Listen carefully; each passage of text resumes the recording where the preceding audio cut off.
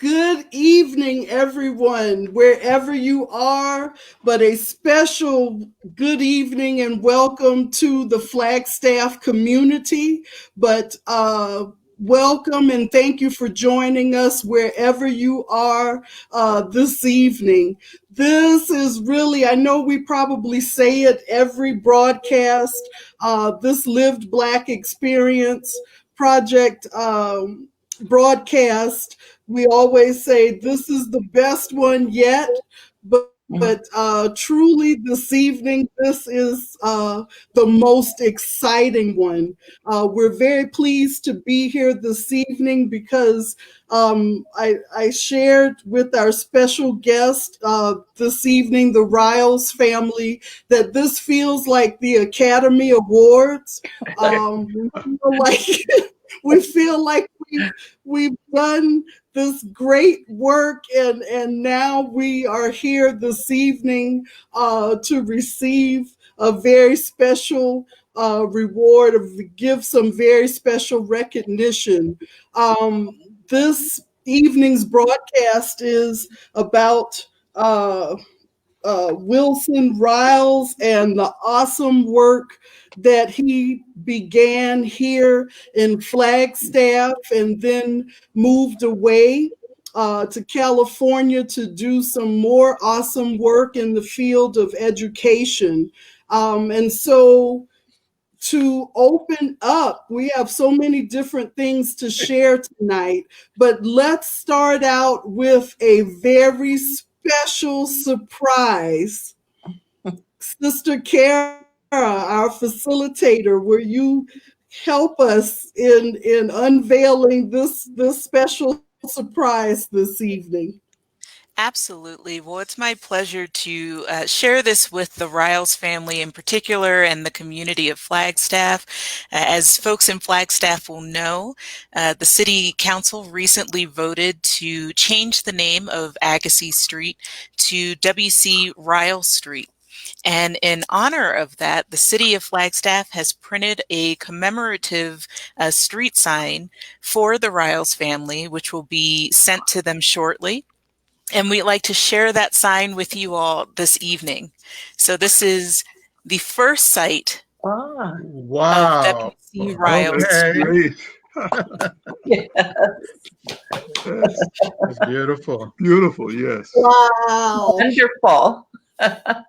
Oh, wow.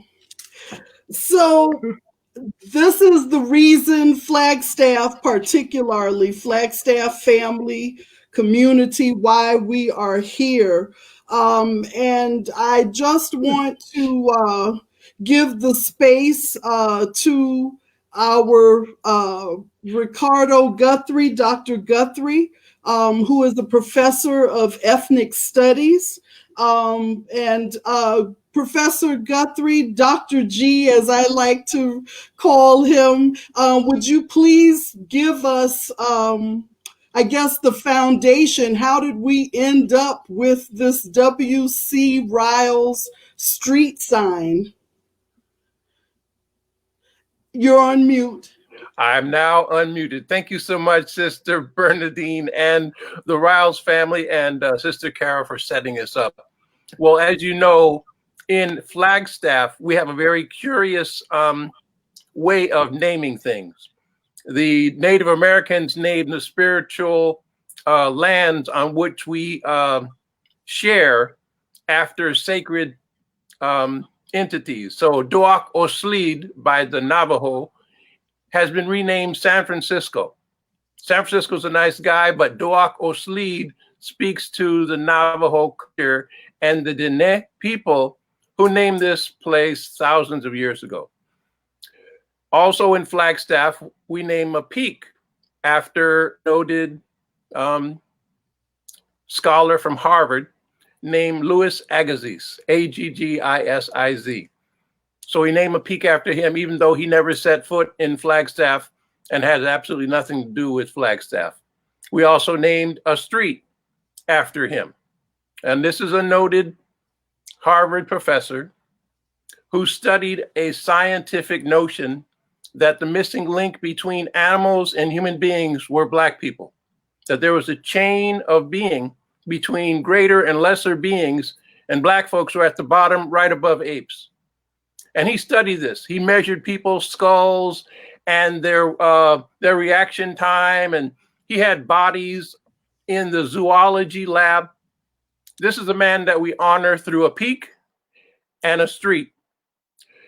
Now, many years ago, black folks said, no, we need to stop that because it is a dishonor to Native Americans and a dishonor to black people. Enslaved people and indigenous people suffered because of Louis Agassiz, because he studied us, put us in the zoo, took our bones, and tried to prove that white people were at the top, black people were at the bottom, and Native Americans were somewhere in between, but that's neither here nor there. It was bad science. In fact, we would say it's not science at all.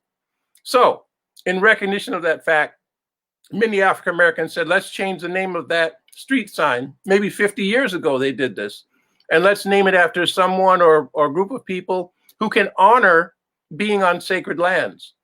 So it's taken 50 years, and finally the city council, under the leadership of Mayor Coral Evans and the city council, decided they would hold hearings and talk about possible names, and then just rename this street sign. Remove Louis Agassiz and put in somebody else of honor. And there are many good names that were out there. And also homage to Pluto. I do believe some people wanted to rename it after Pluto. But what persisted was we need to name it after somebody or bodies who represent the best that Flagstaff have to offer. And one of the names that came to the fore was Wilson C. Riles, who we will talk about tonight. Okay, and I don't want to give away everything, but let's say he was one of Flagstaff's best and brightest and helped unite an entire community across race, across class, across culture, while he was, K-8 principal. That's kind of hard to do, but he did it. Tonight we're going to find out why. W.C. Riles is named after Wilson C. Riles, and the family members are on this webinar with us to tell you why we want to honor Wilson Riles and his legacy. I hope that covers it in a nutshell, because we could say a lot, Sister Bernadine, about Agassiz, but we don't need to do that. That's my intro to where we are.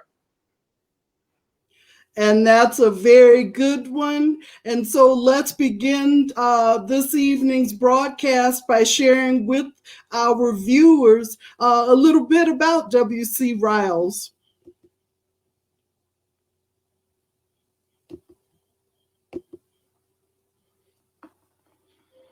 He was born in rural Louisiana.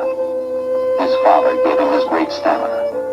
His mother, his compassionate concern for the needs of people. Their love nurtured a secure identity that was to serve him well in the years ahead. As he grew, the small humiliations of being a black child in a white community forged a wisdom and personality that was to propel him to the head of the largest public school system in the United States, with the responsibility for the education of 4.5 million children.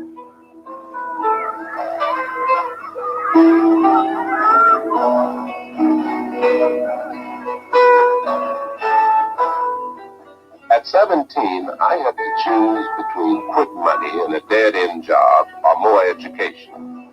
I chose education because I could see that with machines replacing so many manual jobs, education was the only way a man could raise himself to a better life. After 3 years in the Air Corps Reserve, Riles obtained a teaching degree and taught in a one-room schoolhouse in McNairy, Arizona.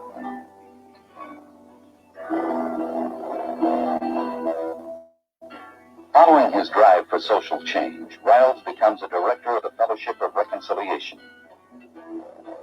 Because of my experience with interracial groups, I was hired by California's Department of Education to facilitate the hiring of minority teachers. When in 1965, the federal government began a $3 billion compensatory education effort to help deprived children catch up, Riles was put in charge of California's program. He was so successful that it became the model for the country. but Riles was convinced that California's general school system was deteriorating. Unable to remain silent while he felt the children were being deprived, Riles decided to challenge the leadership in the next election.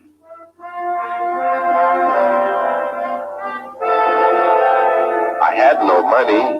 My friends said it was hopeless. My wife said I was crazy. So I ran.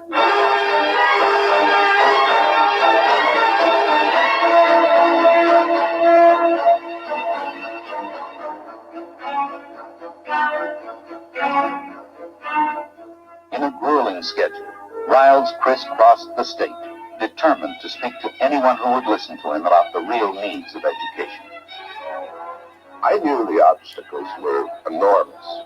I also knew that every citizen, black or white, was deeply concerned over the education of his children. I didn't campaign as a black man, but as a professional educator who had a positive program to give every child in the state a quality education.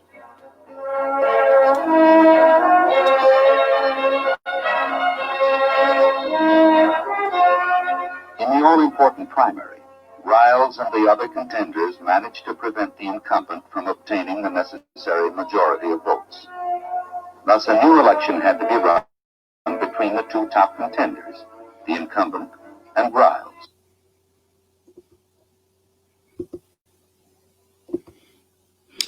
And we'll pause it right there. It's about a 13-minute video, and we'll thank you, our facilitator, baby queen. I like to call her. She's my baby queen, Sister Kara. She has already put that link out there.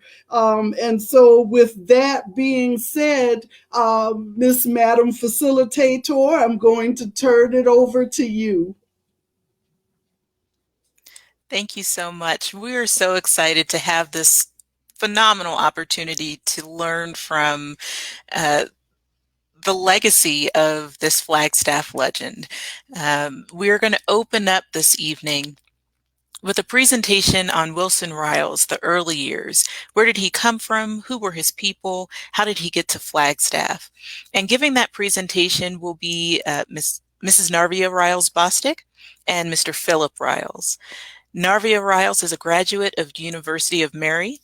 She has a Bachelor of Science degree in Social and Behavioral Sciences and Secondary Education, and she is currently retired.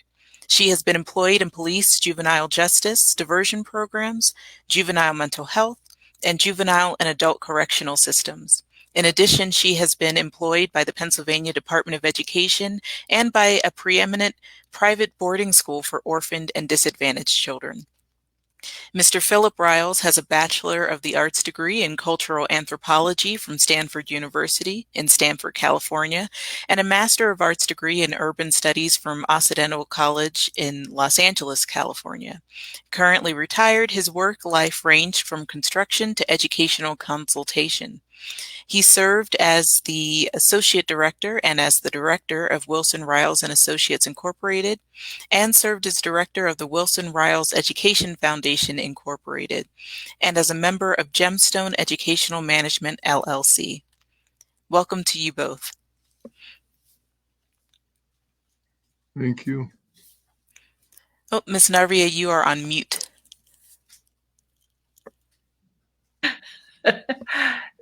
Thank you very much.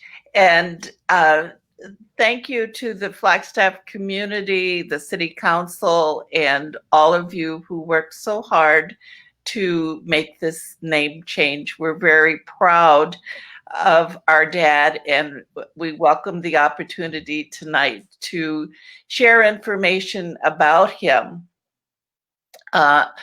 I will be talking in the next few minutes about his early years and where he came from and who were his people.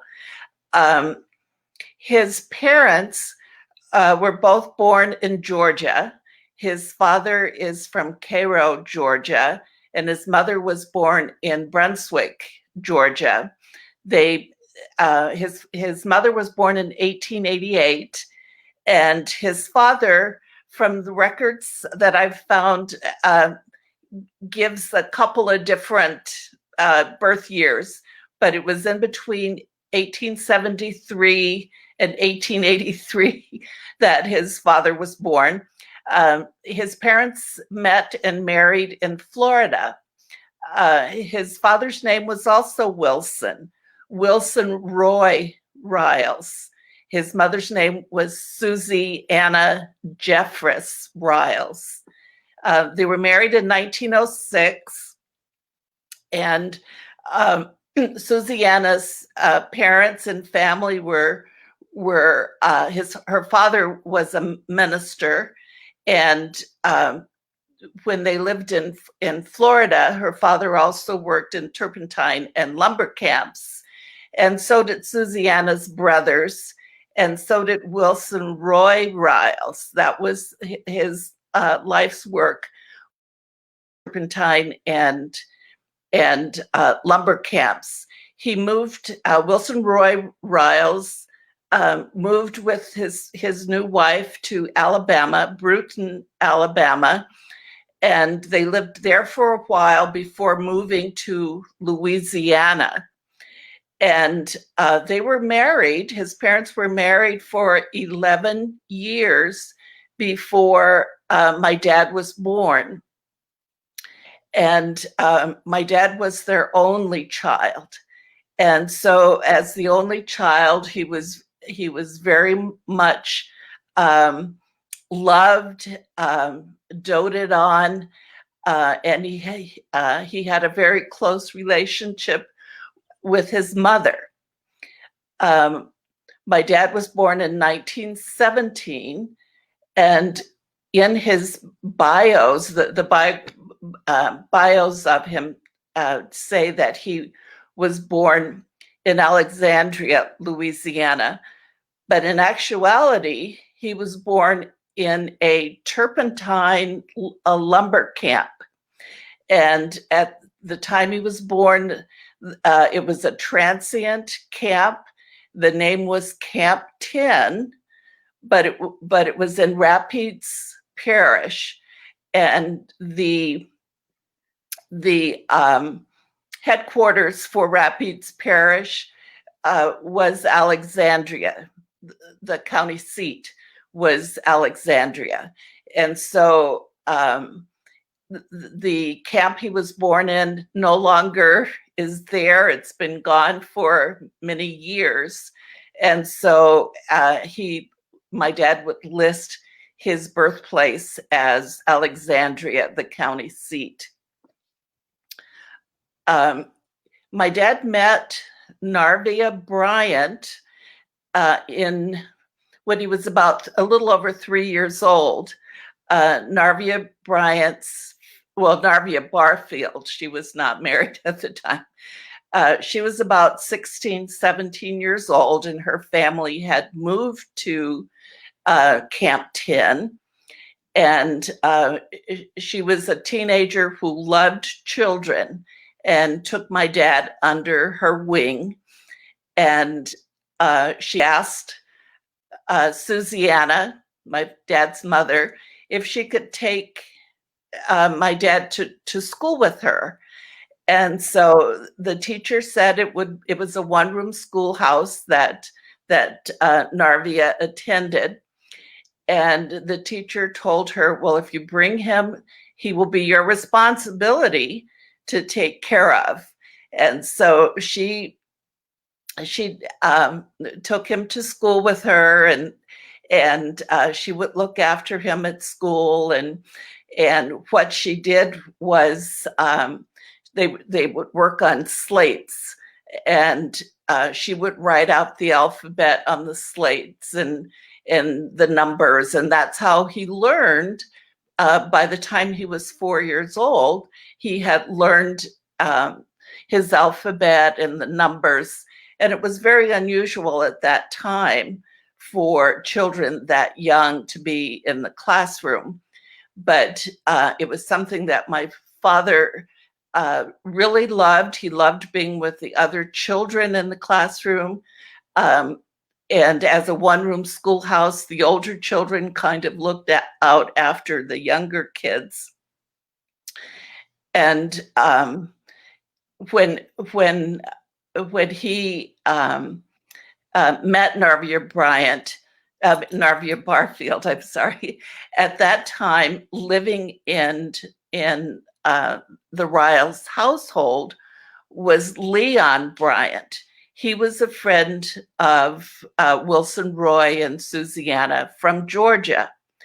And he had been friends with the Riles, and his family had been close friends. And so that's how Leon Bryant met Narvia Barfield, was through my dad. And shortly after they met, a few months after they met, they did get married. And my dad always felt equally at home in their house as he did in his. When the family moved from Camp 10, they moved to a small town called Elizabeth, Louisiana, and that was in Allen Parish. And Elizabeth was a town that was owned and operated by the lumber company. And everyone who lived in the town had to work for the company in some capacity. And so the Bryants eventually moved there also. And when my dad was about 11 years old, in 1928, his mother came home from church one day and she didn't feel well. And she usually on Sundays, she would, well, on the weekend, on Saturday, she'd do all of her cooking for Sunday. They didn't do any work on Sunday. And usually on Sundays, she would fix plates and baskets of food to take to the friends and members of her church who were not able to make it to church services on Sunday. And she knew who was ill and who needed help. But this one particular Sunday in October of 1928, Susanna came home from church and she went right to bed.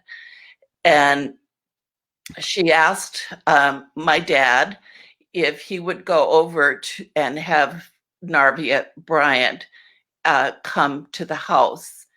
And my dad was 11.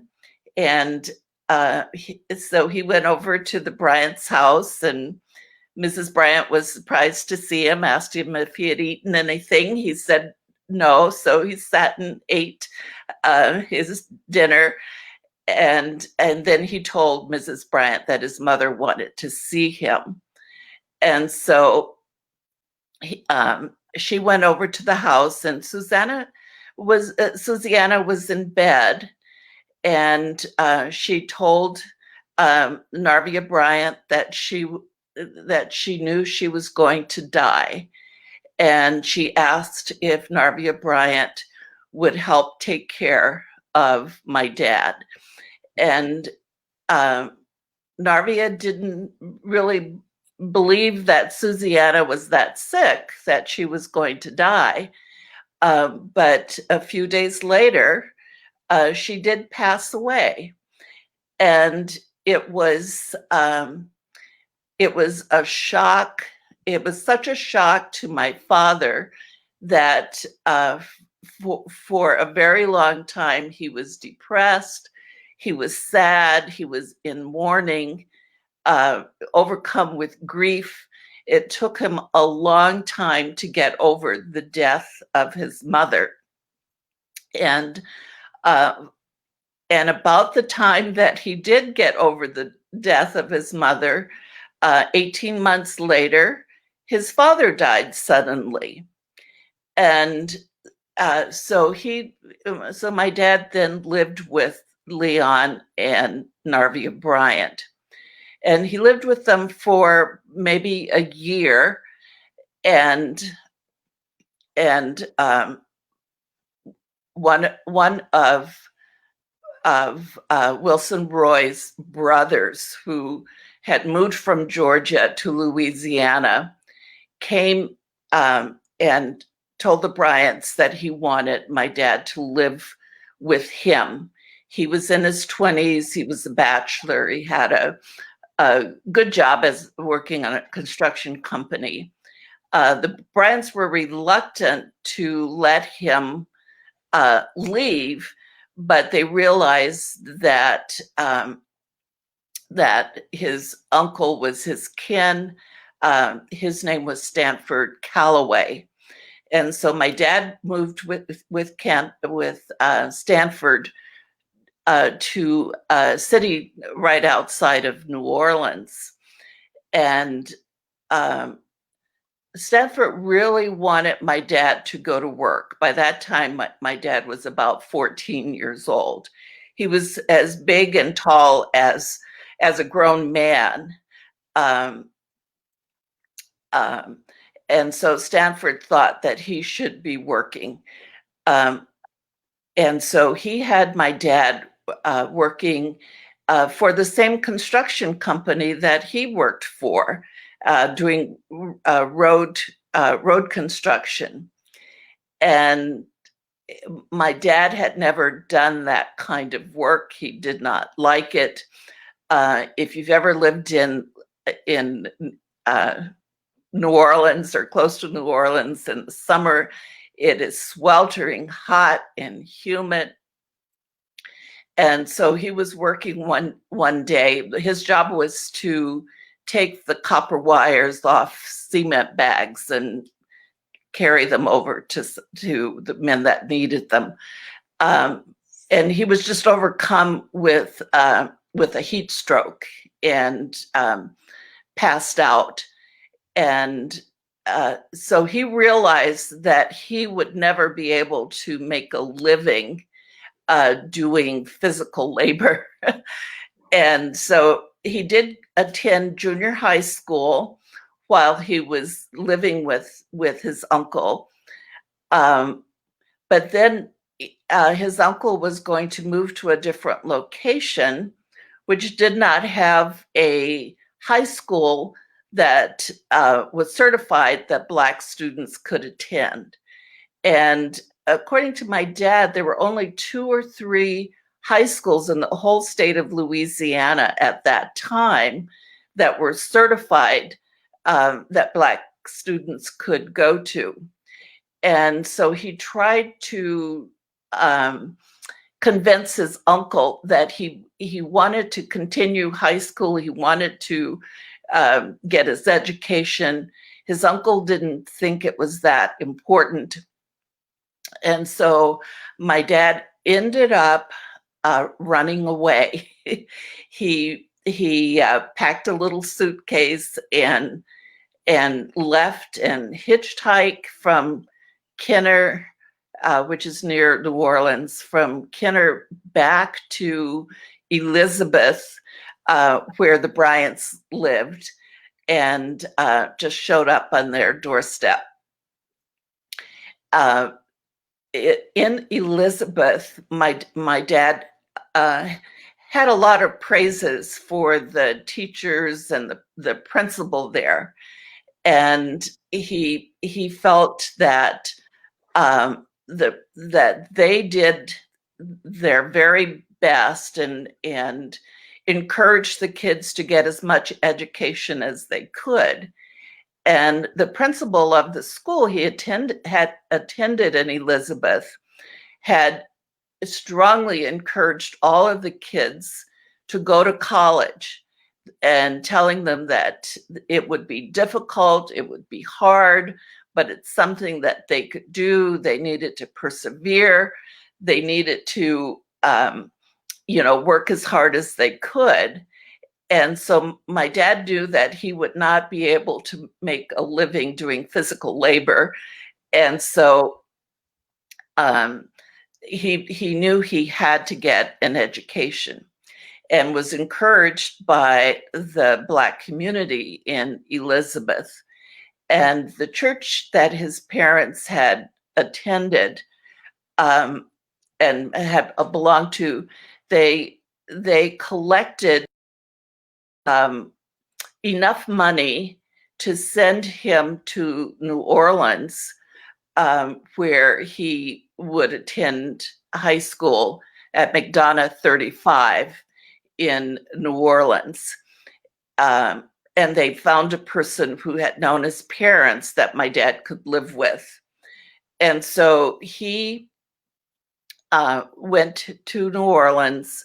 The man that he lived with lived in kind of a back alley near the railroad tracks in New Orleans.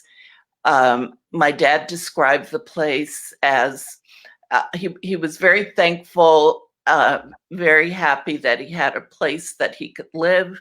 The man told him that he could live there. He didn't have to pay him anything, but he would have to get his own food. He'd have to get a job so he could earn money for his own food. It was like a one-room house with a metal roof that he lived in, a corrugated metal roof. And so he was able to get a job delivering milk. And as a result, he had to get up every morning about 4:30 every morning to meet the milkman, so that they could deliver milk to everyone's homes first thing in the morning. So he would do that. He would get back to his house in time to get dressed and go off to school. And I don't remember how much he made, but it was enough for him to buy some dried beans, and he would once in a while he'd have enough to buy some meat. And it was during the Depression, so everyone was in dire need. He finished high school in New Orleans, and right when he graduated, the Bryants told him, well, they were leaving Elizabeth and they were moving to Flagstaff, and they asked if he wanted to go along with them. And of course, he jumped at the opportunity to be able to be with them. And his thoughts at that time were that he would go to Flagstaff, he'd get a job and work and save enough money that he could go back to the South to go to college. He was completely unaware that there was a college in Flagstaff, and it would be a college that he would be able to attend. And once he arrived in Flagstaff, shortly thereafter, he happened to meet Mrs. Murdoch, and she found out that he had a high school diploma and that he was interested in college. And so she told him about the Teachers College right there in town. And my dad always said he thought she was completely crazy, because she told him that she would send one of her students to show him where the college was and he could enroll. And he said he did not have a single dime in his pocket. And here this woman was telling him about how he could get himself into college. Anyway, she ended up sending one of the students to show him where the college was located. She phoned ahead to let the registrar know that he was coming. And he did enroll and was part of a program where he could work on campus, earn the money he needed for his tuition and for books. It was an extremely I'll say one more thing and then I'll stop. It was an extremely difficult period of time for him because in the 1930s, having grown up in Jim Crow segregation in Louisiana, under a system that was focused on making Blacks feel as though they were less than everyone else. Here he was thrown in as the single only Black student in the whole college. He did not, in the South, he knew what the rules were. He knew there were certain things that he could do and not do, and places he could go and not go. But at the college, he didn't know what those lines were. And he had expectation, a lot of anxiety, a lot of expectations, and he didn't even know if he would be able to compete academically with the white students. He did not know if his high school preparation in New Orleans would measure up to some of the other students that were at Flagstaff. But after the first grading period, he found that he wasn't at the bottom of the class, he wasn't at the top, but that he had made it through. And I'm going to stop here. I think, I don't know if Philip has anything to add, but I think I'll pass the story on. I don't have a lot to add because the time in which we lived in Flagstaff, by the time I was 7 years old, we moved from Flagstaff to Los Angeles, California. So my memories are very scattered in terms of my father's life in Flagstaff. I do know that in Flagstaff at that time, all of the cinemas we couldn't get into them as Blacks. And my father worked with some gentlemen, and we were able to desegregate the cinemas so that we could actually go to the movies. And one other thing that struck me was one of Wilson's best friends in college, John Connolly, was an anthropologist. And through him, we were able to go to a number of the Indian ceremonies that were held around Flagstaff. And I think that was one of the main reasons that I went when I went to school when I grew up to become an anthropologist. So those are the main things that I remember. So I'm gonna turn it off to Wilson.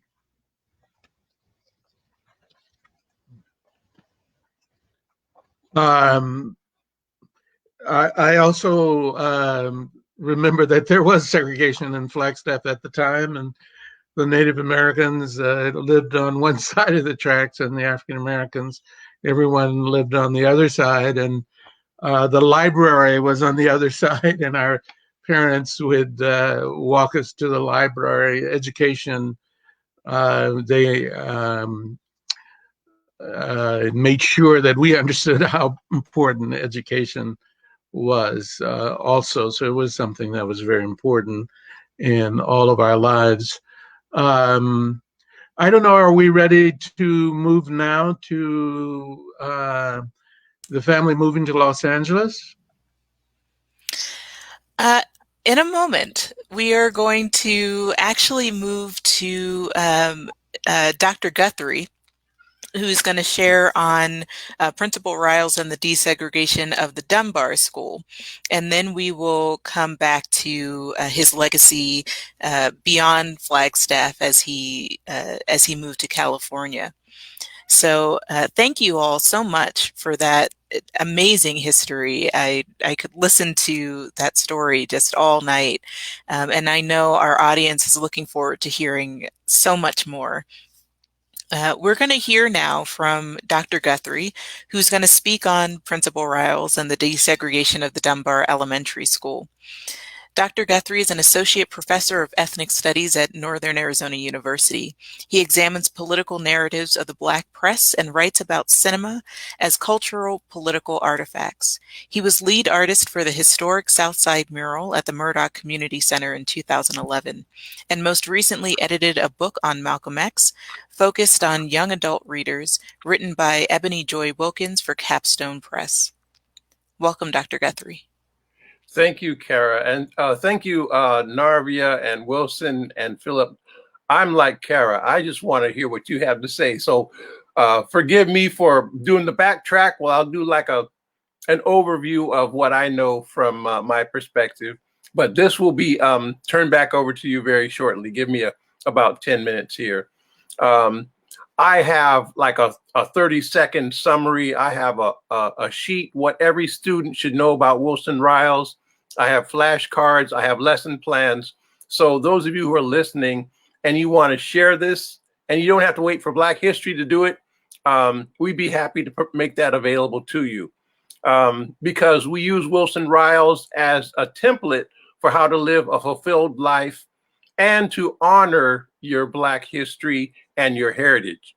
As you can see from Narvia Bostick's story, you don't start out being 6'3" and 200 pounds and a handsome Black man and everybody responds to you. That doesn't happen. You have to build yourself up and get knocked down and pick yourself back up and get knocked down 2 more times. But in doing so, then you become that strong Black man that Wilson Riles is. And he looks very confident in those videos. He's very relaxed.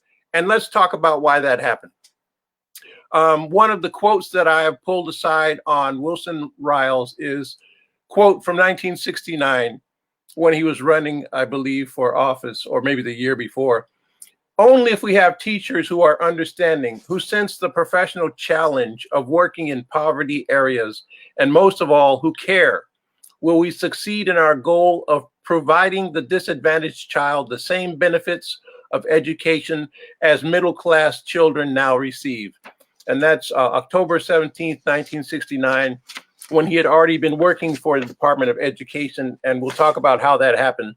But before that, what every student should know about Wilson Riles. The summary, and you can take the notes here. He was the principal of Southside's Dunbar School. That's named after Paul Laurence Dunbar, founded in 1926. And it was a segregated school just for Blacks from K through the 8th grade. And he served as the principal while his wife served as one of the teachers, and they would trade off. Because it was a small school, they had to do a staggered session for coursework. And so I believe she did the morning, he did the afternoon. I don't know directly, Narvia can tell you. But he also did all the other clubs and social engagements, Boy Scout troops, NAACP, radio talk show, as well as just being a father to the people that you see here and because they were part of the noted Riles family and the Williams family and others who came up in Flagstaff during that time. And I'm pulling this from some of the archives and the oral histories that have been shared. But as you can see, as they have told the story, there's more to it than what is in the record. He was a graduate of the Arizona State Teachers College, which we call NAU. In 1940, he got his bachelor's. He was also the president of the NAACP and a radio talk show host. He was originally from Louisiana, as you know, but escaped and was recruited by Mrs. Cleo Murdoch, for whom the Murdoch Center is named. And yes, she had a crazy idea that this tall black man from Louisiana who spoke with a Southern drawl would then be an educator of renown. And so Wilson was very self-conscious about his Southern origins. And when he went to school, he pulled aside some of the mentors there who said, you know, you are a good student. And if you feel self-conscious about talking, then we can work on that. And so he did lessons on how to speak so that he could pronounce and not be considered a hick or a Southern country boy from Louisiana. He worked at that. And so when he was recruited by Mrs. Murdoch, she knew something about him. He didn't become the principal immediately. He did work in the lumber mill. He was working, doing some labor, but obviously he had a calling much greater than that. And so he served in the Army, the Air Force. And he said very clearly, I fought for freedom and I flew a plane, but I did not want to kill people. I did not want to commit violence. And I didn't know that I could have been a conscientious objector. He would have gone to jail, of course, but he said that would have been better than flying a plane, even for the right reasons. Killing for the right reasons is still wrong. And so this is a thing that got in his mind, that he was part of the war effort, and that was a good thing, but he did not like the fact that he was killing people in order to do a good thing. This becomes important, and Wilson will talk about this later. He comes back from the war and then enrolls back at NAU, Teachers College, and gets his master's degree. And of course, Mrs. Murdoch says, no, you can't go yet, boy. You're going to be the principal. No, I'm making this story up. He did get a calling to come back to the Dunbar School. He did become the principal. His wife did also teach with him. But we don't know as much about Mrs. Murdoch and her influence during that time. That's another story to tell. So I'm exaggerating in terms of what she said to him. But it did impress him that she believed that he could be a principal for a K-8 school named after Paul Laurence Dunbar, one of our noted African-American writers. So in 52 and 53, after serving for 6 or 7 years as principal, he joined with the superintendent, Sturgeon Cromer, and said, well, I think we're going to have to end segregation. It's no longer right for Black people to have a school and Mexican Americans have another school and white people to have a third school and Native Americans get thrown over wherever they can put them. There's a rule of 10, I believe. If you had 10 or more Black people, you had to have a school. Same thing with Mexicans, same thing with indigenous people. And so for indigenous people, they sent them out to those boarding schools where they were used and abused, and they tried to kill the Indian to save the man. That really happened. For Black folks, we had our own schools. For Mexicans, we had our own schools, and it were separate and unequal. But in order to change that, Wilson Riles said, I'll tell you what we'll do. We will join the lawsuit to try to make these schools as equal. That's how they destroyed segregation. Okay, if it's separate and equal, give us the same thing that the white schools get. And there was no school system in the country that was willing to do that. And so they had to close schools. But they wound up closing the Black schools. They closed the Black schools because they knew Black people didn't have the political clout. And so all the Black teachers at Dunbar School said, oh, Wilson, you can't do this to us. We don't have jobs. This was 1951, 52. He said, what the students are not getting what they need. Is it your job or is it their education? And they said, it's both. So he listened to that. Here's a man of reconciliation. He listened to that and said, if I can keep you your jobs, would you agree with me that segregation has to go? And they said, of course. They didn't believe it would happen. So he found jobs for them. I believe Tildy Johnson. She went with the students to Beaver School. Annie Watkins was hired later, who was a cousin, and she worked in the school system. But by and large, the people who would have been unemployed were Wilson Riles and his wife. So he made sure everybody else had a job.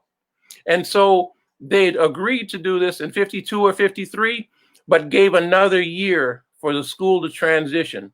And so by 1954, when Philip was getting ready to make that cross-country journey, they closed the Dunbar School. And he'll tell you on the day of the last school day, they had a snowfall. And he remembers that. I remember him telling me that. But the long story short is, here's a man who made sure that he acted with ethics, morals, and principles in order to ensure justice for people. Okay. So Superintendent Cromer and Wilson Riles closed the Dunbar School. Why? Because the Black schools are the ones that are usually targeted for closure. And the people who are responsible for Black learning have to follow the kids where they go. So Mrs. Johnson went to Beaver School with the kids. It was a local school. It was just for Mexican Americans. And you can imagine there would have been tension.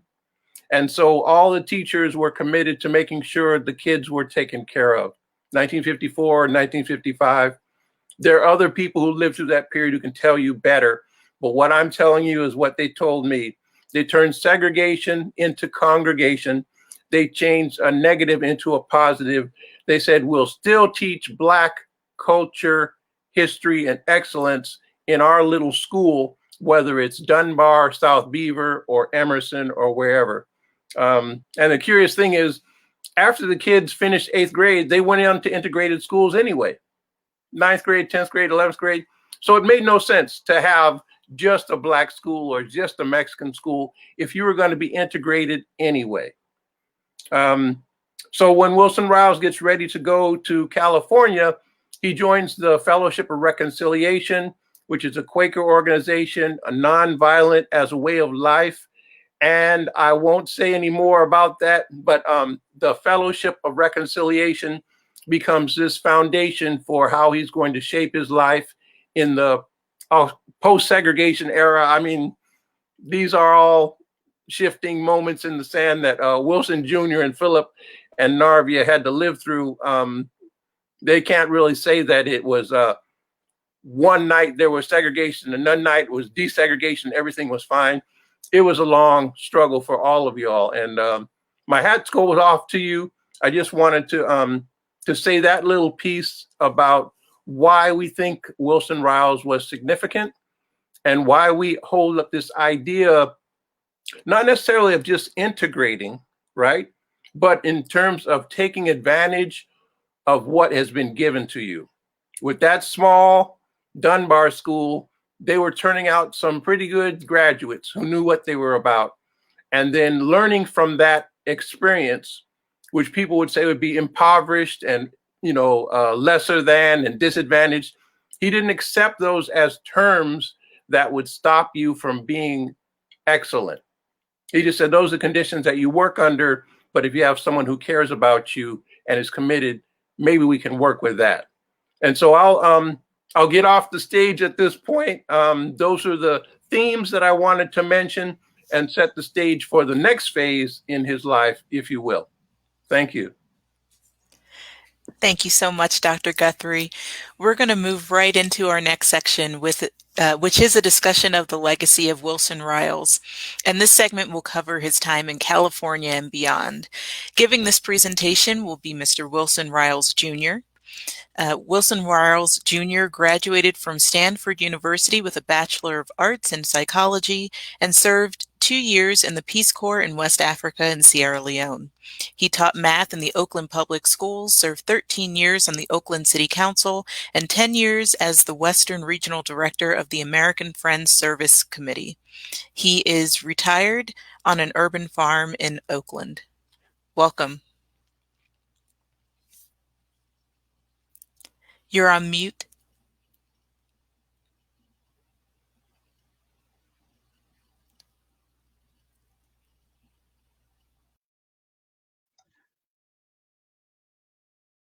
Myself again. As you said, Dr. Guthrie, in 1954, Dad and Mom and our family moved to Los Angeles, where he took a position as the regional director for the Fellowship of Reconciliation, which is a Quaker organization which is organized in order to oppose violence all over the world. At the time that my father was the regional director, one of the principal activities that office was involved in was attempting to end the atomic bombing of the atolls in the Pacifics. So they were organizing ships to go out as close to those islands as they could get in order to prevent the dropping and the further development of the atomic bomb for this country. They, Quakers, because of their beliefs, refuse to fight in wars and were willing for that purpose. And many of them came to our house there in Los Angeles. So the folks who we grew up around were the diverse group of people there. We lived in a neighborhood that was, we were one of the first.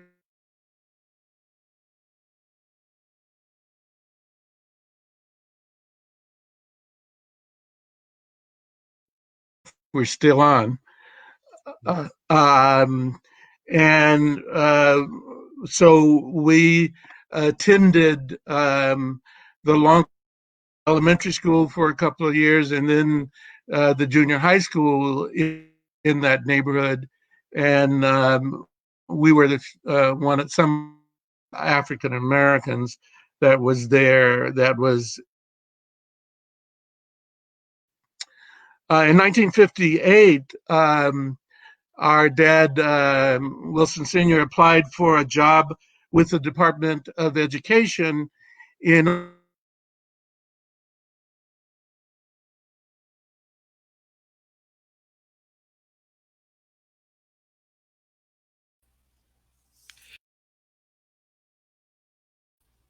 It looks like we may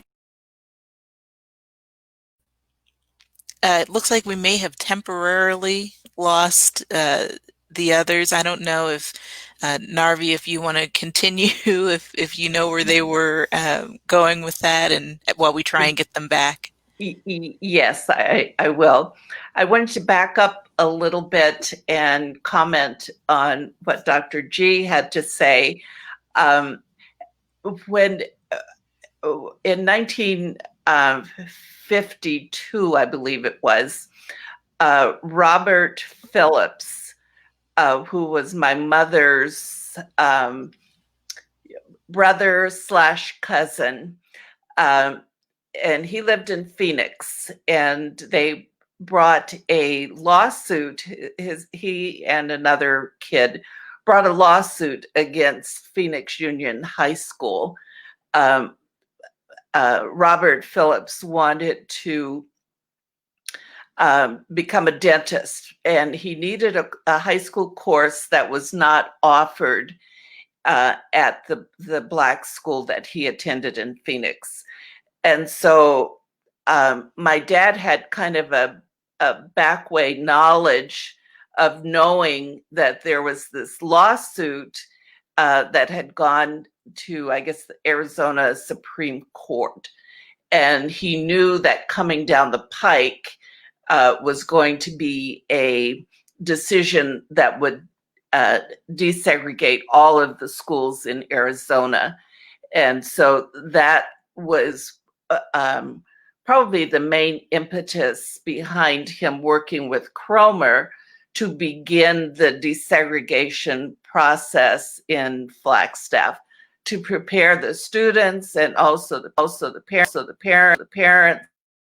That was his contribution to that.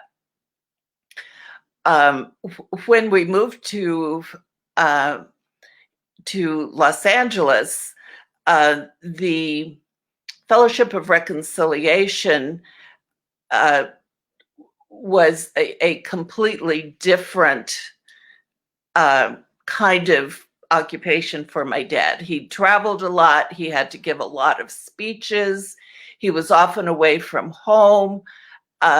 His region included all of Southern California, Arizona, and I believe part of Nevada. And so he was out of the home quite a bit. And Wilson was talking about the A-bomb testing that the government was doing at that time and how he participated and contribute to that. Now that you're back, Wilson, I don't know if you want to continue there or you want to talk about what he did in 1955 when he went to the South and was working with Martin Luther King in 1956, I'm sorry, when he spent several months, several weeks down there. Can you hear? Yeah, I know he was invited to work with Dr. King, and he was actually asked to become part of Dr. King's staff. But as I remember it, our mother kind of nixed that because she didn't want him to be away from the family. So he worked there for a bit, and then he came back to Los Angeles. I don't know if you remember any different than that, Narvia. What I remember is that the fellowship, the man who was the head of the Fellowship of Reconciliation out of New York, his name was Glenn Smiley, that he was going to the South to talk with ministers, white ministers. Glenn Smiley was white. They wanted Rustin to go with them, but at the last minute, Rustin was not selected to go, and they asked my dad to go instead. And so they spent several weeks traveling in Louisiana, Georgia, Alabama, and meeting with ministers, Black and white ministers, also meeting with college students in the Black colleges to help to teach them tactics of nonviolence. And that was his role in that. And then later in the year, in 1956, my dad was responsible for outreaching to Dr. King to have him come and speak at our church. He came twice to speak at the church that we attended in Los Angeles. And this was in an effort to help raise money for King's effort. So he did have some civil rights outreach and work. One of the reasons he did not accept Dr. King's invitation to work for him was both my parents had lived in the South. My mother had lived in Arkansas as a child, and my dad in Louisiana. And the discussion that I recall is that they did not want the four of us, the four kids, my three brothers and myself, to have to move and live under the restrictions that we would need to adjust to in the South. That even though there had been segregation in Flagstaff, it was not the same as the segregation we would have faced had he accepted the job and we had moved to a southern state. Did you disappear again, Wilson? Do you want me? Yeah, it looks like we may have lost them again. Well, hopefully they'll be able to rejoin us, but really, I just would love for you to keep going for if we want to go right into the next section, which is just talking about what it was like growing up Riles, growing up in Flagstaff, and just your reflections as a family on that legacy. Wilson, why don't you pick it up here? Do you want to, you and Phil, and then I can. Yeah, I didn't hear all of the question, but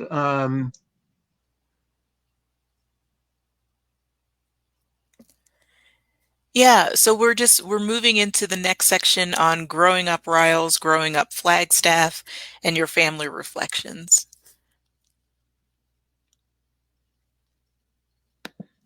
It looks like he's frozen. Well, I can continue until his internet gets connected.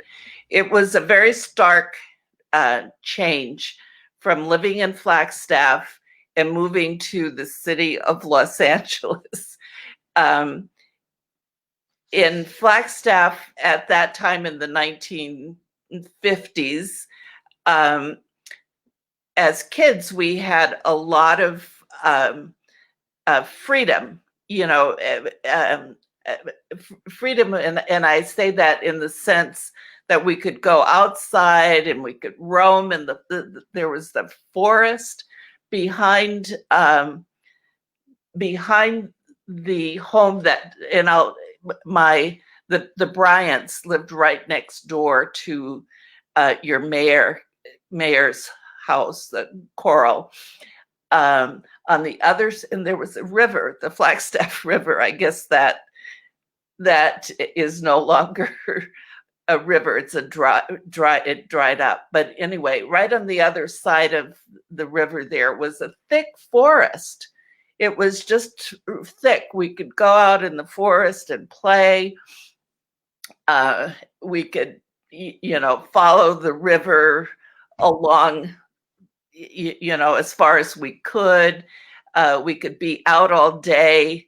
At that time, the university was certainly a lot smaller. We could go up and fly kites up by the cemetery, and I think there's 2 cemeteries on near the campus or on the campus now, but we'd go up there and play on O'Leary Street, where the Bryants lived, Narvia Bryant, Leon Bryant.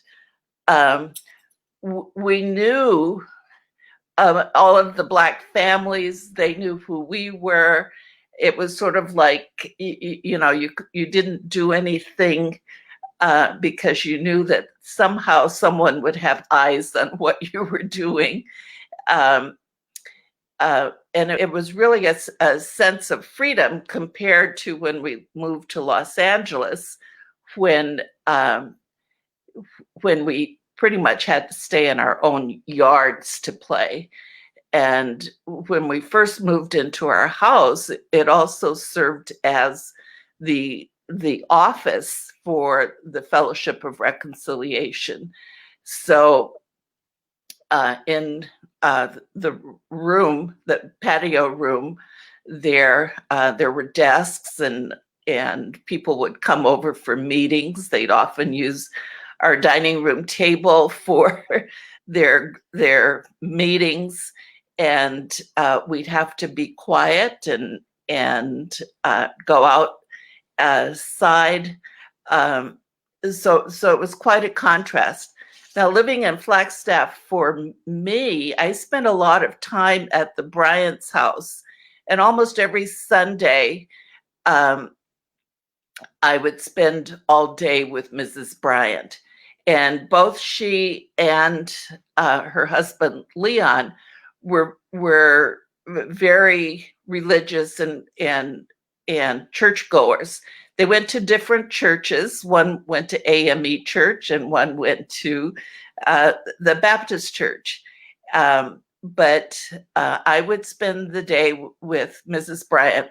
I'd have Sunday school in the morning. I'd sit through the service at Hobart Chapel, have dinner right at noon when the church was over, and there'd be just an hour or two, and then we'd go back to church, and it would be like all day long until night, and or until it got dark, and then Vespers or whatever they called it. And Narvia Bryant went to more than one church.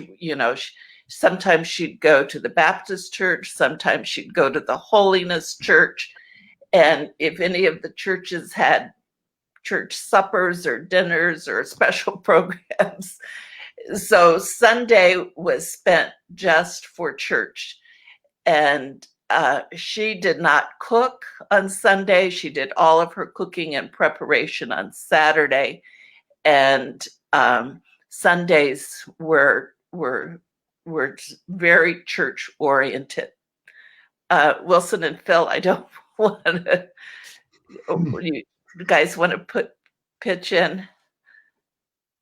No, I think that's very good. It was definitely a community and a sense of community and being held by the community as you've described it. Yeah.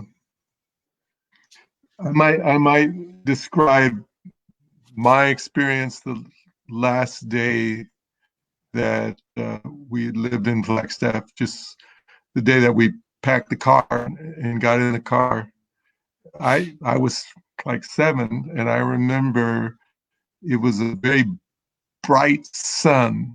The sky it was a very bright sun that day, and I remember being very surprised when the sun was out. Snow started falling from the sky. There were these big, very white cumulus clouds, and it was at that moment something very important happened to me. I had a pet horny toad, and I found this giant ant that I fed to pet horny toad, and it must have been poisonous. Right there. So I was there with my dead horny toad. The sun is out.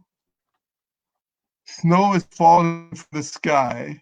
I have to quickly bury my horny toad, get in the car, and leave Flagstaff for the rest of my life. That was a memorable day. I don't know if that's important or not, but that's what is very impressed on my mind. Wow. I genuinely could listen to this conversation and just hear stories of what it was like living here, what the legacy of your family was in Flagstaff and beyond. But really could listen to this all day. Let's launch into our Q&A, because I want to actually just pull right from that conversation of what it was like to live in Flagstaff, to ask you all to comment on, what do you think of Flagstaff now? What do you think of the way it's changed, the way it's grown? We would love to hear your perspective on Flagstaff's growth and the Flagstaff of today, in particular in comparison to what it was like when you were here.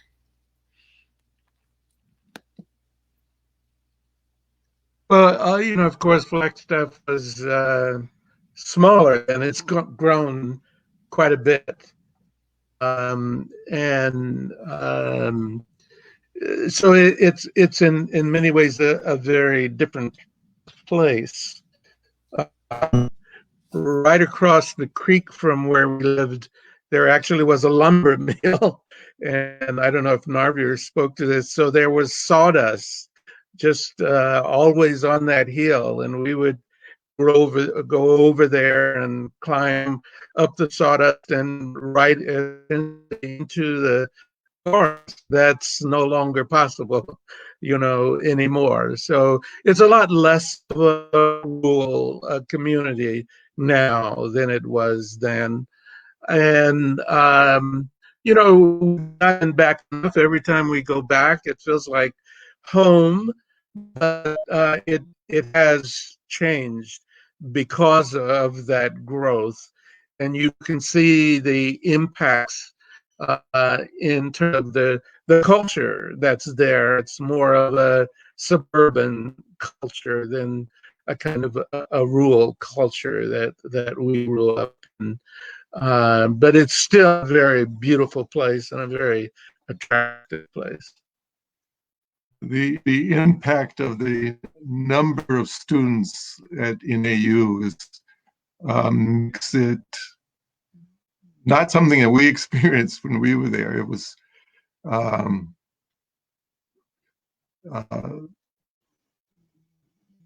it was a college, but it was a very small college at that time. It's obvious that the activism in the community has changed. I mean, the fact that Mayor Evans is your mayor now, I can't imagine that having happened when we lived there. So the community, is evidence of political strength that was not there before. I mean, when we were there, this was a war country, and that if you stepped across the wrong block, you would more clearly evidence the impact of conservatism and racism. And the community seems to have stood up around that. And I find that very exciting and very encouraging.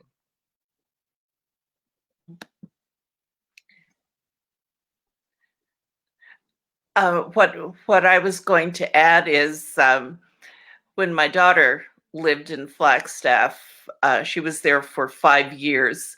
I would visit her, and it was not, Flagstaff had changed so drastically for me. There was a definitive Black community, especially right there on O'Leary Street, where I knew so many of the families, and they were gone. And I'd say to Robin, where are the Black people? I'd go with her, shopping, grocery shopping, or into town, and there you didn't know where the Black people were.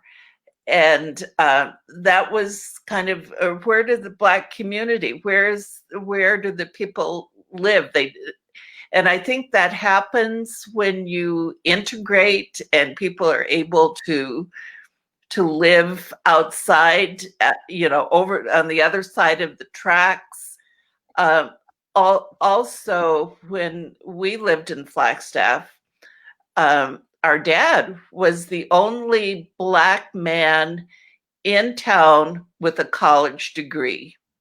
Mrs. Johnson, the other teacher, I assume she had one. My mother had a college degree, but there were not any other communities of educated Blacks. And now there are, those of you that work at the university and the wonderful work that you're doing. And I know it feels like you might be struggling uphill, but in some ways you've gone afar. Unfortunately, it seems as though as the students, like one of the goals of my dad when he lived there is when he was principal early in the 50s or late 40s, there had not been any of the Black students who graduated from high school. And that was his goal, was to encourage and mentor and help Black students to stay in school, to graduate from high school. He knew that if he could start a stream of kids going and finishing high school, that other Black kids would see them doing that, and that he would be able to have this stream of kids graduating. And that happened. But as they graduated, they went away to college. And unfortunately, there were not jobs, I imagine, in Flagstaff, because many of them never came back to actually live in Flagstaff. So it was sort of like they became educated and off they went to Phoenix or Tucson or California or wherever many of them went.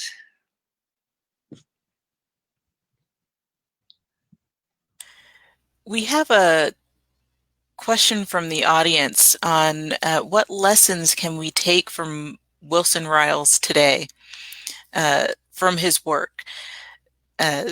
They made the statement that much remains to be done, and he was forward-thinking, and many of the problems that he pointed to still need attention.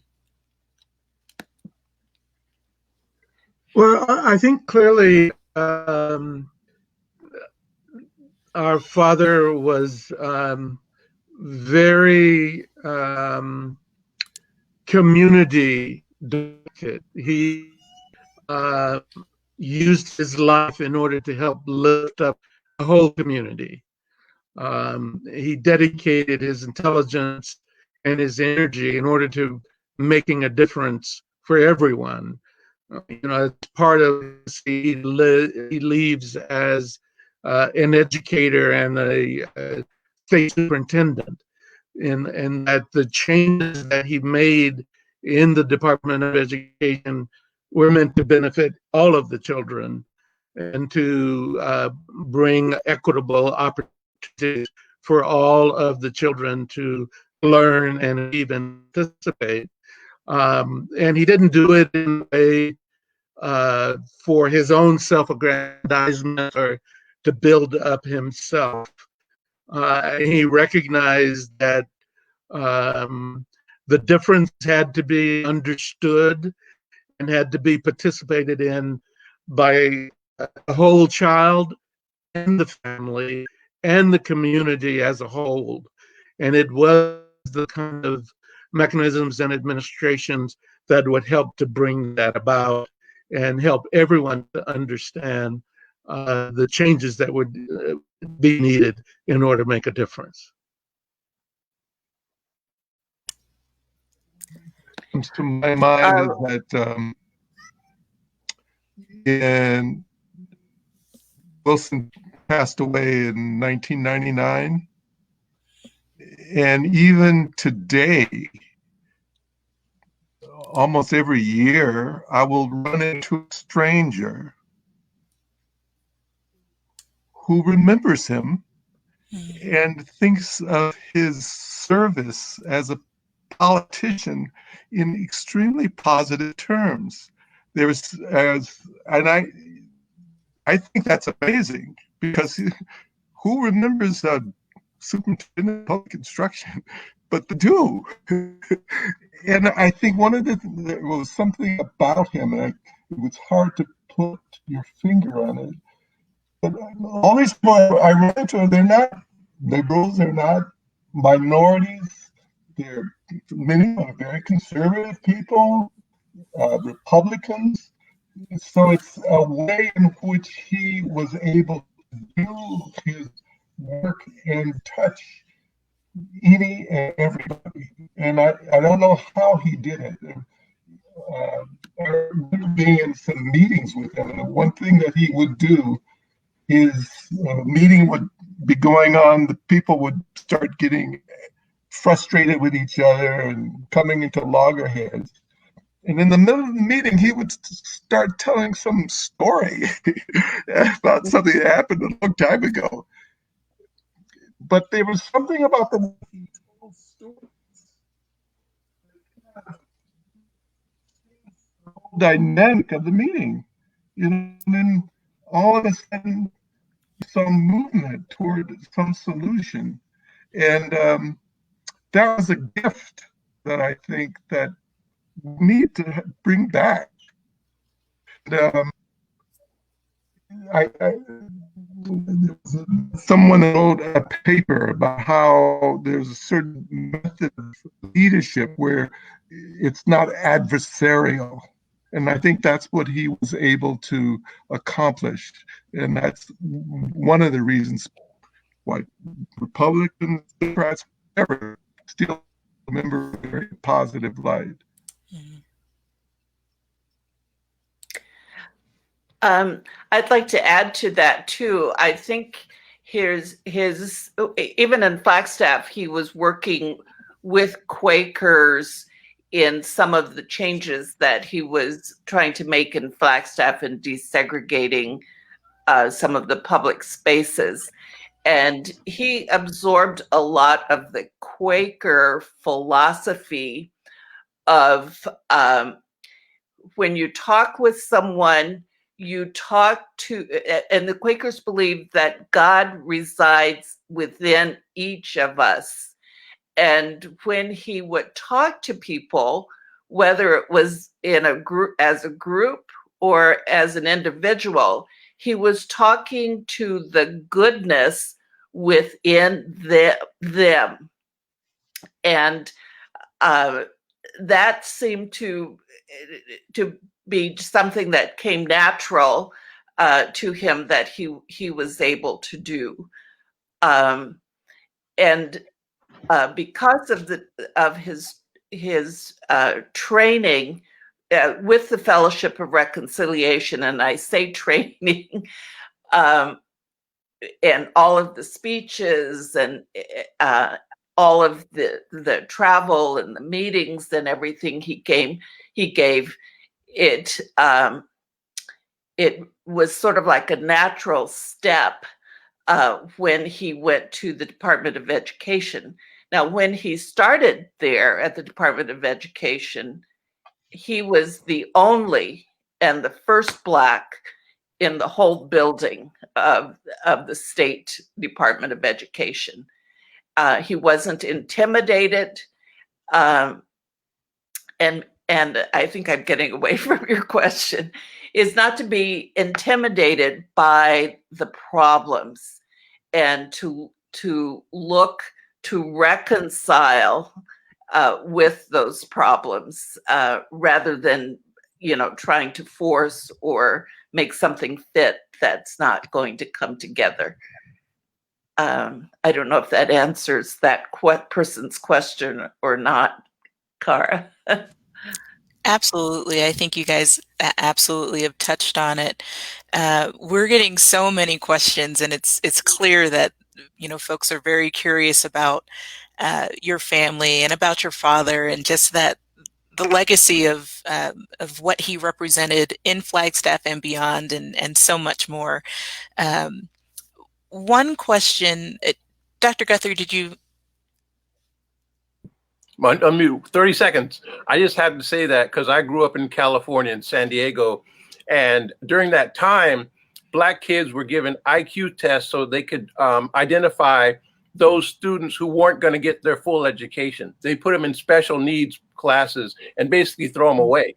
And so under Wilson Riles' tenure, there was a lawsuit against the Department of Education, which that was his job. And so he took it as a matter of pride that people sued him to get the rights to protect Black kids' learning. And so under that lawsuit, taking IQs was banned. And it was Larry P. versus Riles. And he was proud. He said, yeah, that needs to stop. And he said, I don't have an answer yet what to replace the IQ with, but we will no longer do that to put Black kids in special needs if they did not need to be there. And as a youngster growing up in San Diego at the time, my father and other people were saying, yeah, Wilson Riles, he made sure that that was going to protect kids. And so they were proud of that. And they didn't know, you know, you probably knew it up in Sacramento and elsewhere, but they didn't know the full extent of his impact. But that was one thing that stood out. There were no longer using IQ tests to deny education to kids under Wilson Riles' regime. So I had to say that. Yeah, And that's absolutely. the lasting legacy, because he didn't have to stand up. He could have said, forget you, you're going to use IQs whether you like it or not. But he embraced the lawsuit and did his best to try to come up with other measures for achievement. Yeah, well, actually, and if you want to stay unmuted, because I have a question for you next, is, you know, as a man, Wilson Riles was just, he was so much. He was an educator, a principal, a pioneer. He was a veteran. I think part of the question is, and this will go back to the children, perhaps to answer, of whether or not he had a sense of that legacy he was building. But my question for you, Dr. Guthrie, is just, how do you think that his story and the legacy that he did build serves as a symbol of Black community and tradition?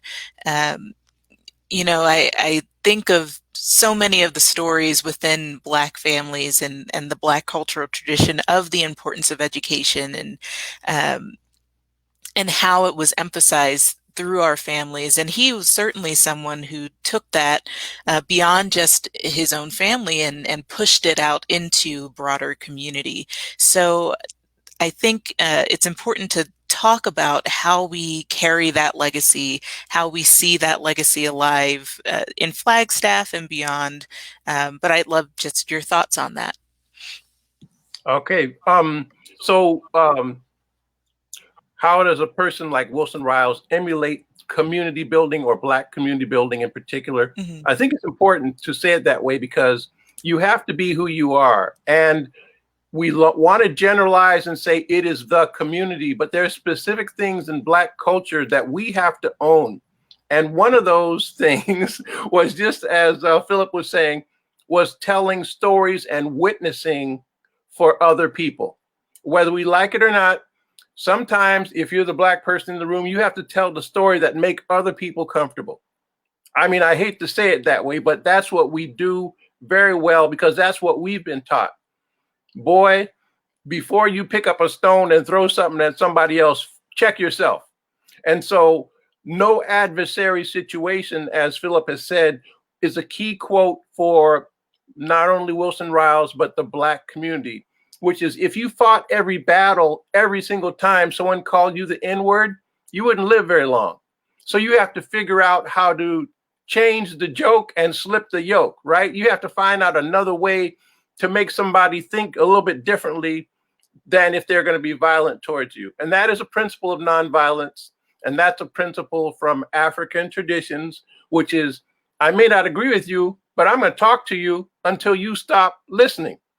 And no, you're not going to hurt me, because my words are presented in a way that I want to understand you. So those are two things that we do. And then the third thing is, yeah, he got to be the first Black student at NAU, I think. He got to be the first master's degree student at NAU. He got to be the first Black, you know, you name it, in California. It's terrible to have to still do that in 2021, but most of us are still the first Black who did ABC. And so that means we carry the community on our shoulders by our actions, by our words, and by our deeds. There's always somebody watching. And so very few of us are going to say, forget all that, I'm just going to chuck it and I'm on my own, because that, you don't live very long if you do that. So let me just say that those are the three things now that I think a Wilson Riles and his family emulate. You have to be the best person in your community. Doesn't mean you're an angel all the time, but you have to think about it. And I think that's why Wilson Riles went to war, but then always said, well, maybe I can atone for that by doing something else, right? So that would be my thing, Kara. So I'm curious if, as his children, if you have that sense that, did he have a sense of that weight of the legacy that he was building, or was that something that he passed on to you guys as well? Was it just something that was part of who he was, or did he do those things knowingly, knowing that he was the first to do these things, and that was building a truly astonishing legacy? I remember overhearing conversations after we had moved to Sacramento, and my dad in many ways was a workaholic, and he would spend a lot of hours at the office, and sometimes mother would question whether he needed to be at the office so much. And I remember him saying to her, he said and he was the only Black person at that time in the Department of Education, and he said to her, they're watching to see if I can do the job. Mm-hmm. Some of them want me to fail. He said, if I fail, there's not going to be anyone following in my footsteps. He knew that he had to do the job well in order to get the door open for other Black education administrators to follow him into the Department of Education. Wow. Well, I don't know if that answers part of your question. Absolutely, it absolutely does. We had a question from the audience on whether or not the Riles building on NAU campus was named after your family, and yes, it is. And I think it's just a further testament to that legacy. I think it's also a bit of a testament, and maybe Dr. Guthrie, you can speak to this a little bit too, on the fact that, folks aren't as aware as they are of other names, that's who that building was named after, and it's not as a visible sign. I remember you mentioning in another presentation that there's a small plaque inside that building. But yeah, it's just such an important thing, I think, to recognize that important part of Flagstaff's history. No, you're right. So they had a plaque on the outside of the Riles building in the alleyway. And when they built more behind Old Main, that was no longer a walkway. So they moved it inside thinking more people would see it. But it's still on the back of the building, on the downstairs next to the elevator. And it's faded, and I was like, wow. They meant well, but they probably need to do more on the front of the building and put a plaque there that explains it better. And what I do as part of my ethnic studies class is we have a virtual walking tour in which you're supposed to go to each of these sites. Don't go on Google. Google won't tell you where that plaque is, but I ask them specifically, where is that plaque and what does it say? And go to the Riles building. And then they have to assemble all the information. And if they Google it, it won't give them all the information.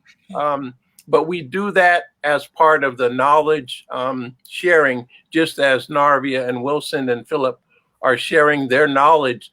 This becomes part of the way you think about finding the facts that are in between the lines. Mm-hmm. And, some people use the geocodes and play a game, right, to do that. So we want to use the technical skills to create those geocodes for the Black community. Where did Narvia and Wilson Riles live, or Narvia Bryant and Coral Evans's father and grandfather, where did they live? Things like that you could probably try to Google, but unless you actually find the oral history from Narvia Bostick, you may not know that they lived next to each other on O'Leary Street, or that the Riles home was next to Harbert Chapel on South San Francisco Street. You may not know that unless you went back and did the research. So these are games that we play that are academic games, but they're also oral history games that we should know and revere, I think.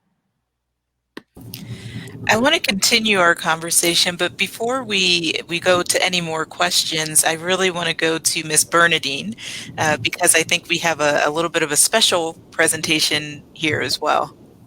We do, Madam Facilitator, but just one more time, can you put that sign, can you hold that street sign up? For I want to just share with our audience in case anyone came in late or if you've forgotten really why we're here tonight, that is why.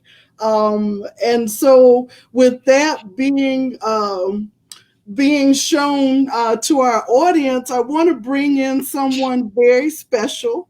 And there she is, Madam Mayor Coral Evans. And I wanted her to, she has a special photo. Madam Mayor, will you share a few words, maybe some special memories that you have, being the next door neighbor of the Rileses and still living in the home that your grandfather built? Madam Mayor. Well, first of all, thank you so much for having me on the presentation tonight. I am not normally on this side of the screen, so this is definitely different for me. I tend to stay in the background. I was listening to the conversation, though, and I was getting texts, and so I did agree that I would pop in, for lack of a better word. I wanted to mention that in addition to the building on NAU's campus, there is also a rose that was cultivated here in Flagstaff that was cultivated at NAU in one of the programs that was named after Wilson Riles. So it's a rose that grows up here on the mountaintop, and it is cold hardy, for lack of a better word, and it's native to this area. So that's another little known fact that we don't know about different ways people have paid tribute to the history of Principal Riles. I want to say thank you to Narvia, Miss Narvia, Mr. Wilson Jr., and Mr. Phillip for being here today and just sharing the stories that you all have shared. I remember when the Rio to Flag used to run year round. And so hearing someone else affirm that and talk about that was just truly amazing and heartfelt. I remember that Sundays used to be church day here in this neighborhood, and the size and the contribution of the Black community here in Flagstaff was broad and, far ranging. And so prior to the broadcast, Ms. Narvia and I had a chance to talk about pictures. And you mentioned that you have a picture of my mom sitting in class at the Dunbar Elementary School. And I was like, I would love to have that picture because I only have maybe 5 pictures total of my mom and only 2 when she was young. But I also, while I was sitting here listening to the broadcast, I had a picture that I wanted to show. Now, I am being told that this picture is Miss Narvia with my Auntie Jo. And so if that's not the case, I apologize. But it was taken in 1955. And so I want to share that screen. But truly, I appreciate the fact that you all are here and the fact that you are telling stories that I grew up hearing but have not been told. And to speak Miss Bryant's name out loud, they say that's how we remember people, is when we say their name long after they're gone. And I grew up right next door to Miss Bryant, and she was absolutely the most incredible person. So let's see if I can share this since I'm not normally on this side of the screen. Can you see that? Not yet, Madam Mayor. So let's see. I wonder why. Well, I'm not normally on this side of the screen. So, it tells me that you can see it, but perhaps not. Try one of the other applications, maybe the Chrome application. Okay. Let's see. Chrome tab. StreamYard. Nope. Still, wait. Yep, I think we have it. Hold on, just no, it's not that tab. Try another tab, but I am seeing your screen. If it's not under Chrome, try the application tab. Okay, let's try one more and see if we can make this work.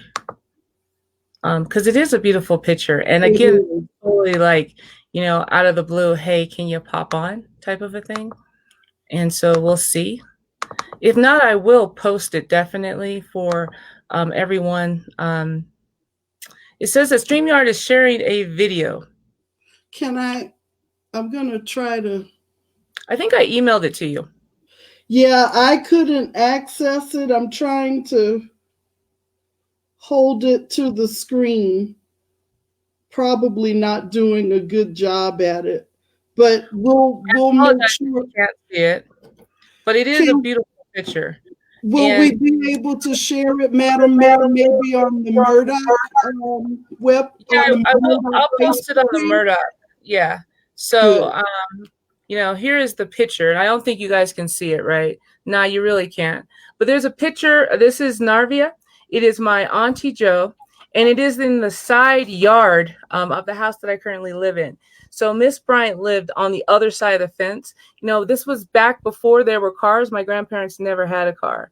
So this car is on the street. That's not my grandparents' car. But you can see them standing in the side yard.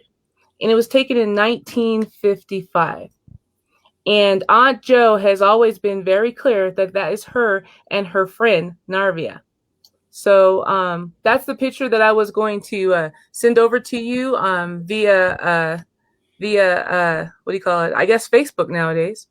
And I was just sitting here listening to the conversation. And I was like, oh, let me go pull up that picture real quick. And oh, they're talking about Miss Bryant. And oh, that's right next door. And I remember in the Rio flowed. And so I just wanted to say thank you so much for your family's legacy here. And thank you for remembering the way things used to be in our city.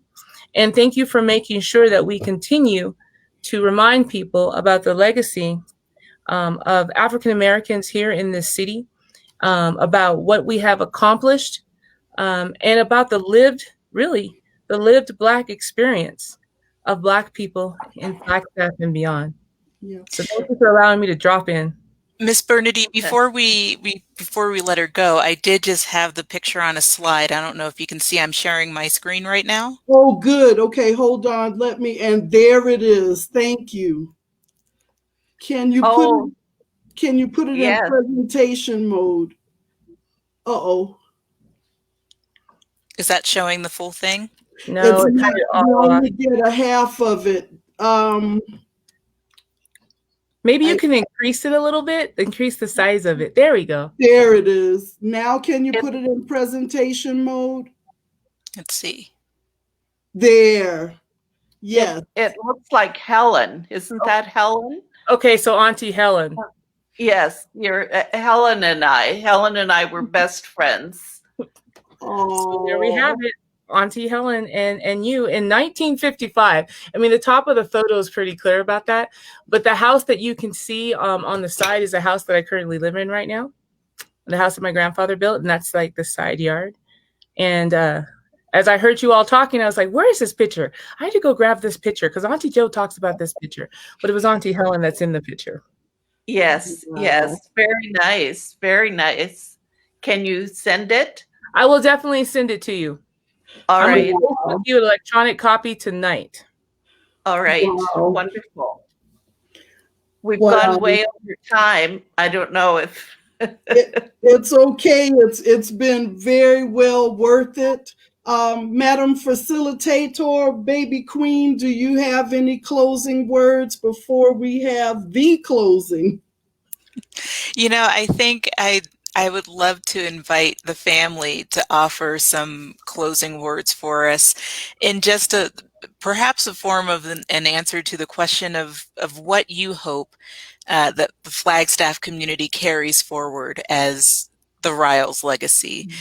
You know, we have this amazing update in the changing of that street name to honor him, but I think that legacy goes beyond a street sign, and it's something that you know, this is the Lived Black Experience project, and I think part of that legacy is continuing his legacy as the lived Black community. So I would just love to hear your thoughts on what you want Flagstaff to carry forward as that legacy. I can go. One of Go the ahead. one of the things that's been spoken to is Dad's sense who he was as a part of the community and working with the community to lift it up. So I think the very important thing that you're doing right now in studying the lived Black legacy. I read all the time, and he educated us about the history of the African Americans in this country and the changes and the work, the sweat and the blood that folks had done in order to make a difference. And as long as we can maintain that connection and our connection to Flagstaff and all the wonderful people in Flagstaff, there will be a community, and we will move forward and we will make progress. Amen. The legacy that my dad brought with him from Elizabeth was the community, the Black community in Elizabeth, the churches, the school, and the parents, the families. They worked together in unison, and their goal was for their children to do better than they did. And the principal of the school reinforced with the kids that it was their duty to give back. They, you know, that they had this legacy of needing to give back to the community. And so my dad always carried that with him, that it was essential to give back to your community, not just to take, but what can you do to make it better? Working in concert with the other institutions there, and the only institutions in Elizabeth at that time were the Black churches, the school, and the families. And that's how he was able to that was what he was able to take forward from his life there. Yes. I just have to say that I can't think of, I mean, it's amazing actually, and I can't think of any better manifestation of what we're talking about than the Murdoch Community Center. It's amazing, and you should be very, very proud. It's very special what you guys are doing there. Well, we thank you. We are very honored by your presence here this evening, Riles family. And we're also very honored to have our mayor to come in. Thank you at the last moment and share that special photo with our viewers and the Riles family. As we come to the end of this very special presentation, Madam Facilitator, will you hold up that street sign just one more time?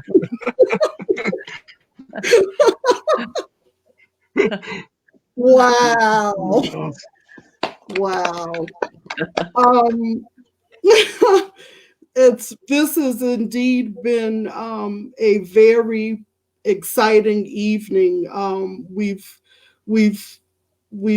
walked down memory lane with the Riles family, and we thank them for sharing their a bit of giving us a personal glimpse into their lives growing up Riles here in Flagstaff and then journeying on to California. And as I listened to all that was shared this evening, all of it, as Sister Kara shared, we could go on and on listening to all of the stories, and we learned so many new things about Mr. Riles this evening. I was very excited. I did not know about his work with Dr. King. Not surprised that he would have been pointed out by Dr. King to work alongside him. And so in thinking about the legacy of Dr. King and of Mr. Riles, I'm reminded of a quote from Dr. King, something that he shared on education. He said that the function of education is to teach one to think intensively and to think critically. Intelligence plus character, that is the goal of education. And that so reminds me of Mr. Wilson C. Riles this evening. We are indeed honored to have had a moment to bring honor to his memory. And we're very excited for the work that we will continue to do in his name and in his memory. And so, audience, we thank you for joining us this evening. We will be back on Sunday with a special hot topic for the Flagstaff community and for everyone of color, of Black, who identifies as being Black and or of African descent. We will be doing a special conversation on COVID-19 and the new vaccine. And we'll have a special guest and health authority to come and give us the latest information and to make sure that we are informed as a people on what we need to look out for in this pandemic. And so with that being said, we say God bless you. We say thank you. Until we meet again, take care, stay healthy, be happy, go in grace. All right. Go in peace. Thank you all.